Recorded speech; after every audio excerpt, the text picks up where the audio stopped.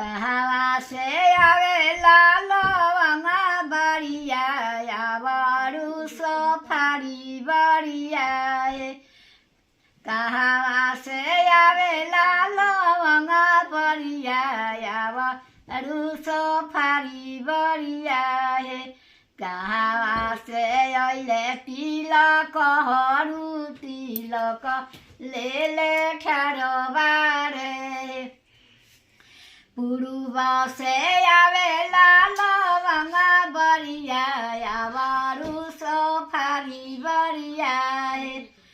पश्चिम से अइले तिलक हरू तिलक ले ले ठाड़ो बारे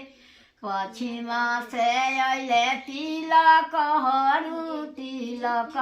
ले ले ठाड़ो बारे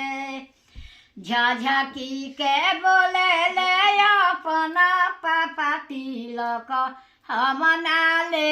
हबोय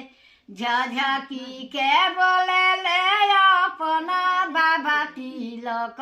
हम नाले हबोय मोरो बाबू पढ़ल पंडितवा तिलक बारा थोर बारे मीनाती से बोले ले बेटी हवा तिलक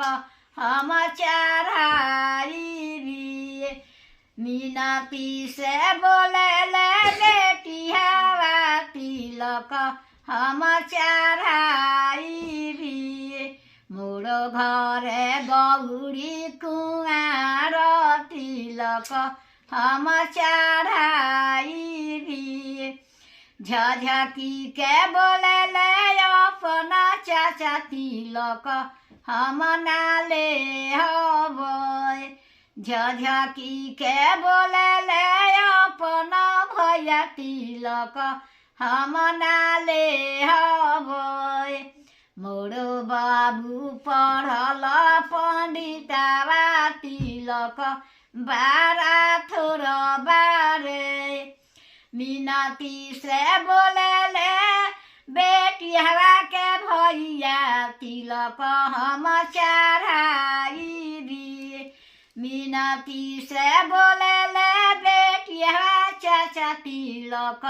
हम चढ़ाई भी मोरो घरे गौरी कुआर तिलक हम चढ़ाई भी।